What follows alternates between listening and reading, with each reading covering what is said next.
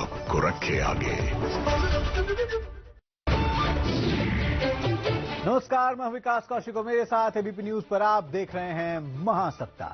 हमारे इस खास बुलेटिन में हम आपको कराएंगे बीते सप्ताह महाराष्ट्र में घटी अहम खबरों से रूबरू। तो आइए करते हैं शुरुआत इस सप्ताह के महासप्ताह की। सबसे पहले लेते हैं खबर पुणे से। मुख्यमंत्री देवेंद्र फडणवीस और केंद्रीय मंत्री नितिन गडकरी ने पुणे में 3 उन्नत राजमार्ग परियोजनाओं का भूमि पूजन किया।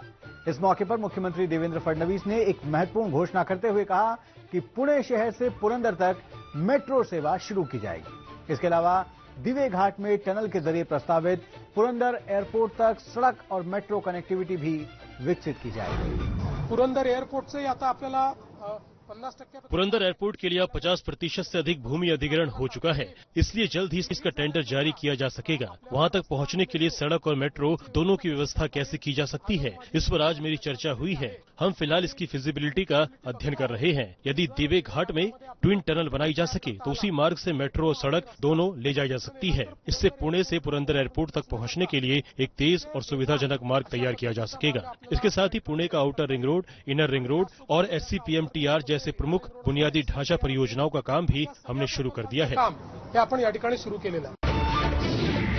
अब बात MPSC के छात्रों की। महाराष्ट्र लोक सेवा आयोग यानी MPSC की कंप्यूटर आधारित परीक्षा प्रणाली को लेकर मुख्यमंत्री देवेंद्र फडणवीस ने बड़ा फैसला लिया है। प्रशासन और छात्र संगठनों के साथ हुई बैठक में उन्होंने निर्देश दिए कि कंप्यूटर आधारित परीक्षा प्रणाली अगस्त 2027 से लागू की जाए। मुख्यमंत्री ने कहा कि परीक्षा प्रक्रिया सुरक्षित, पारदर्शी और समयबद्ध होना बेहद जरूरी है। साथ ही नई व्यवस्था लागू करने से पहले छात्रों और प्रशासन को पर्याप्त समय मिलना भी उतना ही महत्वपूर्ण है। अब बात भविष्य की तकनीक और युवाओं के कौशल विकास। आर्टिफिशियल इंटेलिजेंस, सेमीकंडक्टर और क्वांटम टेक्नोलॉजी जैसे क्षेत्रों में बड़ी संख्या में ट्रेंड ह्यूमन रिसोर्स तैयार करना आज के समय की जरूरत है।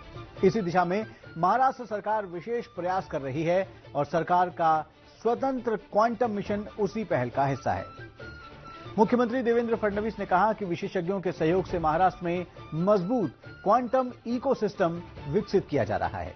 पहले चरण में 500 प्रशिक्षकों और उसके बाद कम से कम 5000 से अधिक क्वांटम प्रशिक्षित युवाओं को तैयार करने का लक्ष्य रखा गया है। अब बात आषाढ़ी वारी। आषाढ़ी एकादशी में अब सिर्फ कुछ दिन बचे हैं और लाखों वारकरी पंढरपुर पहुंच चुके हैं। इसी के मद्देनजर उप मुख्यमंत्री एकनाथ शिंदे ने श्री पंढरपुर क्षेत्र का दौरा कर तैयारियों का जायजा लिया।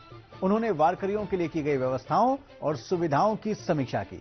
इस दौरान जिला प्रशासन, स्थानीय अधिकारियों और पुलिस प्रशासन को आवश्यक दिशा निर्देश भी दिए गए। कुठल्याही परिस्थितीमध्ये वारकऱ्याला किसी भी परिस्थिति में वारकरियों को किसी तरह की परेशानी या असुविधा नहीं होने दी जाएगी। ये सरकार और प्रशासन की जिम्मेदारी है और हम इसे पूरी तरह निभाएंगे। भगवान से हमारी यही प्रार्थना है कि हमारे अन्नदाता किसान सुखी रहें, अच्छी बारिश हो और सभी के लिए जीवन में समृद्धि आए। किसान हमारे लिए सबसे महत्वपूर्ण है, इसलिए मैं हमेशा कहता हूं कि हमारी सरकार के खजाने पर सबसे पहला अधिकार हमारे अन्नदाता किसानों का है। हम भगवान से यही प्रार्थना करते हैं कि किसानों का जीवन खुशहाल और समृद्ध बने। पहिला अधिकार बळीराजाचा आणि त्याला सुखी करण्याचं सगळं। अब बढ़ते हैं अगली खबर की। नीट 2026 परीक्षा में बारामती की छात्रा श्रावणी कुंडले ने 720 में से 710 अंक हासिल कर महाराष्ट्र में पहला स्थान प्राप्त किया है। इतना ही नहीं, पूरे देश में छात्राओं की श्रेणी में भी उन्होंने पहला स्थान हासिल कर बारामती और महाराष्ट्र का नाम रोशन किया है। इस शानदार उपलब्धि पर उप मुख्यमंत्री सुनेत्रा पवार ने वीडियो कॉल के जरिए श्रावणी को बधाई दी। साथ ही उनकी सफलता में महत्वपूर्ण भूमिका निभाने वाले शिक्षकों को भी सराहना की। हेलो श्रावणी। हेलो श्रावणी, बहुत बहुत बधाई हो तुम्हें। बहुत बढ़िया, यानी तुमने सचमुच हम सभी बारामती वासियों का सिर गर्व से ऊंचा कर दिया है। इस वजह से हम सभी को बहुत ज्यादा खुशी हुई है। बारामती वासियों की तरफ से, हमारे पवार परिवार की तरफ से तुम्हें बहुत बहुत शुभकामनाएं। नमस्कार सर, हमारी छात्रा ने बहुत अच्छा प्रदर्शन किया है।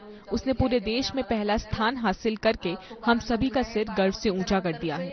इसमें निश्चित रूप से आपका भी बड़ा योगदान है, इसलिए आपको भी बहुत बहुत शुभकामनाएं। इस खबर के साथ आज के इस महासप्ताह के अंक में फिलहाल इतना ही, लेकिन देश और दुनिया की बाकी खबरों के लिए आप देखते रहिए एबीपी न्यूज। आपको रखे आगे।